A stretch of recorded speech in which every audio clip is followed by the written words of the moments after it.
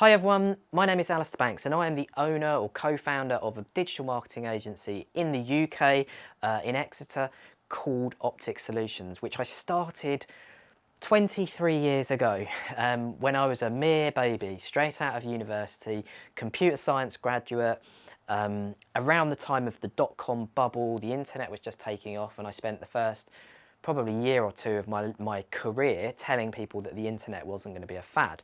So I've been doing that business now for the last 23 years. We've grown that agency up to a team of just under 25, specialising in all forms of kind of digital marketing. And we typically help our clients with everything from kind of creative, their brand online, through to their websites, through to their marketing and their strategic marketing, and also tactical marketing as well. So I'm really looking forward to meeting you guys over the coming weeks. We're going to do a couple of sessions and we're going to break it down into two kind of key areas. So I'm going to help you with how to use digital tools to understand, to research your market, to understand whether there's a market there, to understand who the key influencers are, where the key watering holes are. We're going to do some stuff around AI, which is going to be quite cool this year. And really what I wanted to do today was set off that journey. And I want to set off that journey in a specific area, which is that of persona marketing. So I'm just going to talk to you very quickly about persona marketing, and then I'm going to leave you with the guys who are going to talk to you a bit more. And then I will meet you in the face-to-face sessions in a few weeks' time. So persona marketing, what is it? The word marketing probably conjures up the wrong idea here, but personas are a key marketing concept, hence why they come from that. And I think they're just as relevant to you guys as they are to marketeers. So let me explain what these are. A customer persona is essentially a fictional character. They don't exist. They are your ideal customer in terms of marketing. So in my business, we have three personas actually, but I'll tell you about two of them. So we've got Charlie and we've got Joe. Joe is the owner of a business that turns over more than £2 million a year. They're quite dominant, they're quite demanding. They want to see results, they want to see graphs going up the right way. If something's not quite right, they're going to phone me on their mobile at the weekend.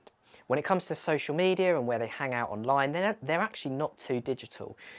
So in order for me to get in front of Joe's, quite often what I do is actually offline. You know, I go to conferences, I talk at events, and I get to know people through networking. They're probably on LinkedIn because they want to interact with their peers. They might be on Facebook to keep up to date with their kids and their grandkids, and they probably haven't even got a clue what TikTok is, or maybe they've stumbled across Instagram once or twice. That's kind of where my Joe is. Charlie, on the other hand, works for Joe, usually has the title of marketing manager, usually in their second, third, fourth role in their career, and they're working their way up to marketing director. So Charlie wants the same things that Joe wants, right? Wants to be top of Google for particular key phrases, wants the best email marketing campaigns, the best social media campaigns. Charlie is a lot more socially active, social media active. You know, would be on Instagram, potentially on TikTok these days, probably not on Facebook actually anymore. Might be on LinkedIn, but just sort of trying to work out how to use it from a corporate perspective.